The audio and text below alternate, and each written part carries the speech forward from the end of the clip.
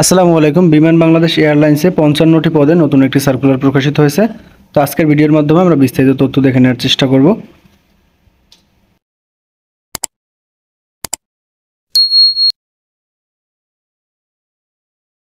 বিমান বাংলাদেশ এয়ারলাইন্স নিয়োগ বিজ্ঞপ্তি। বিমান বাংলাদেশ এয়ারলাইন্স লিমিটেডের নিম্নোক্ত পদে জনবল নিয়োগের জন্য বাংলাদেশের প্রকৃত নাগরিকদের নিকট থেকে দরখাস্তের আহ্বান করা যাচ্ছে। ১ নম্বর পদটি হলো ফ্লাইট স্টুয়ার্ড পুরুষ এবং ফ্লাইট স্টুয়ার্ডেস নারী। এটার ক্ষেত্রে বেতন দেওয়া ১৫,৯০০ টাকা থেকে ৩৮,৪০০ টাকা এবং পাশাপাশি অন্যান্য সুযোগ সুবিধা দেওয়া হবে। উৎসব ভাতা দেওয়া হবে। দেশ ও বিদেশি প্রশিক্ষণের ব্যবস্থা আছে।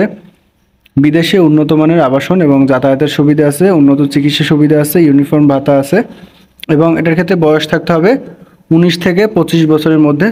যাদের জন্ম ১৯/৯/২০২৪ তারিখে ১৯ থেকে ২৫ বছরের মধ্যে আছে শুধুমাত্র তারা কিন্তু আবেদন করতে পারবেন। বয়স কম বেশি হলে কিন্তু তারা আবেদন করতে পারবেন না। এরপর হলো পদসংখ্যা। ফ্লাইট স্টুয়ার্ড পুরুষদের ক্ষেত্রে পদসংখ্যা থাকবে ২৫টি এবং ফ্লাইট স্টুয়ার্ডেস মহিলা অর্থাৎ নারী, এটার ক্ষেত্রে পদসংখ্যা থাকবে ২৫টি। এরপর আমরা শিক্ষাগত যোগ্যতা এবং অন্যান্য তথ্যগুলি দেখে নেব। এটার ক্ষেত্রে এইচএসসি পাস হলে কিন্তু আপনারা আবেদন করতে পারবেন, তবে বেশ কিছু শর্ত আছে। সেই শর্তগুলো আমরা একটু দেখে নেব। যেমন এসএসসি এইচএসসি উভয় পরীক্ষায় 5 পয়েন্টের মধ্যে সর্বনিম্ন 3 পয়েন্ট পেয়ে উত্তীর্ণ হতে হবে এবং এটা কিন্তু যে কোনো বিভাগ থেকে উত্তীর্ণ হলে আপনারা আবেদন করতে পারবেন। এরপর হলো উচ্চতা।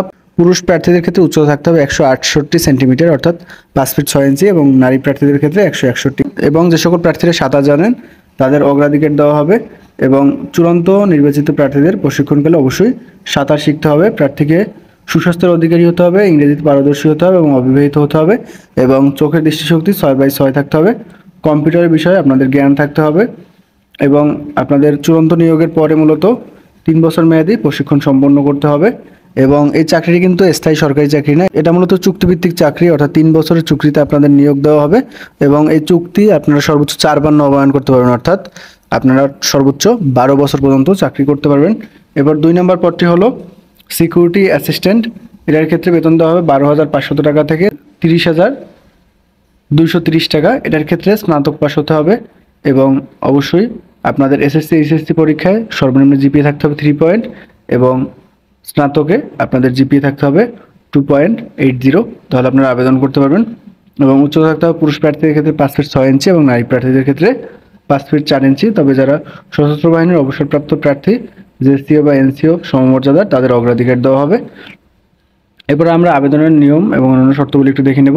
প্রার্থীর বয়স 30/9/2024 তারিখে 2 নং পদ অর্থাৎ যেটা সিকিউরিটি অ্যাসিস্ট্যান্ট, এটার ক্ষেত্রে সর্বোচ্চ 30 বছরের মধ্যে থাকলে আপনারা আবেদন করতে পারবেন এবং যারা মুক্তিযুদ্ধ কোটার প্রার্থী তাদের ক্ষেত্রে 32 বছর এবং যারা সেনাবাহিনীর অবসরপ্রাপ্ত সদস্য তাদের ক্ষেত্রে 40 বছর পর্যন্ত থাকলে তারা আবেদন করতে পারবেন এবং 1 নং পদের ক্ষেত্রে কিন্তু 19 থেকে 25 বছরের মধ্যে বয়স থাকতে হবে এবং ক্রমিক 2 নং পদে নির্বাচিত প্রার্থীদের 3 বছর মেয়াদী চুক্তিভিত্তিক নিয়োগ দেওয়া হবে। সন্তোষজনক চাকরি ভিত্তিতে আপনাদের চাকরি স্থায়ীকরণ করা হবে, অর্থাৎ 2 নম্বর যেটা সিকিউরিটি অ্যাসিস্ট্যান্ট এটা মূলত স্থায়ীকরণ করা হতে পারে, কিন্তু 1 নম্বর যে পদটা সেটা কিন্তু স্থায়ীকরণ করা হবে না।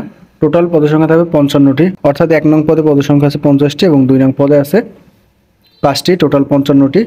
www.biman.gov.bd অথবা www.bimanairlines.gov.bd এখানে প্রবেশ করে আপনারা বিস্তারিত তথ্য দেখে নিতে পারবেন।